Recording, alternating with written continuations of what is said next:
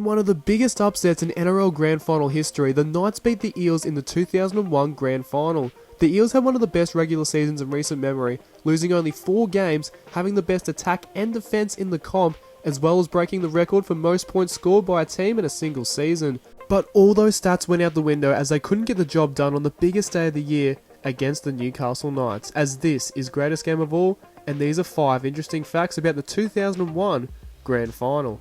Number 5, it was the latest kickoff time. The Grand Final had a long tradition of having the Grand Final in the afternoon, but this was the first time it was played at night, excluding the 1997 Super League Grand Final. Even to this day, it had the latest start time being 8:10 PM local time. They changed it to 7 PM the following year, and it has varied a bit over time.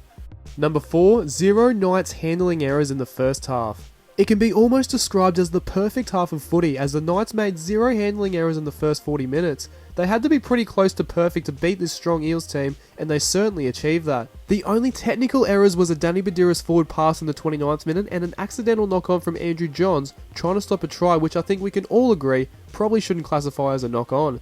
The incredible first half completion rate gave the Knights a commanding 24-0 lead at half time, and as we know, a 6-point Grand Final win.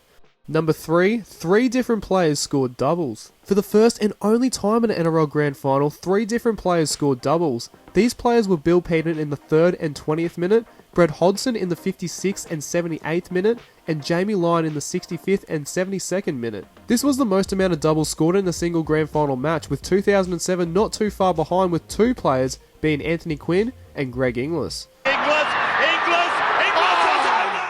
Number 2, the Eels scored the most amount of points without winning. 24 points on the board, yet they weren't the team holding up the trophy at the end of the match. After trailing 24-0, the Eels pulled off a great comeback, scoring 24 points to come within a converted try. But they couldn't get the win, but they still hold the record for most points scored without winning the match in a Grand Final.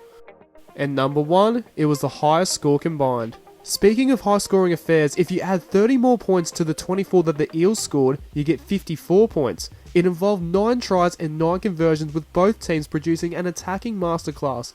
54 points is the highest combined score in an NRL Grand Final match. So, what did you think of our list? Let us know your thoughts in the comments below, chuck us a like on Facebook and this video, follow us on Instagram and subscribe to our channel for more Rugby League Countdowns.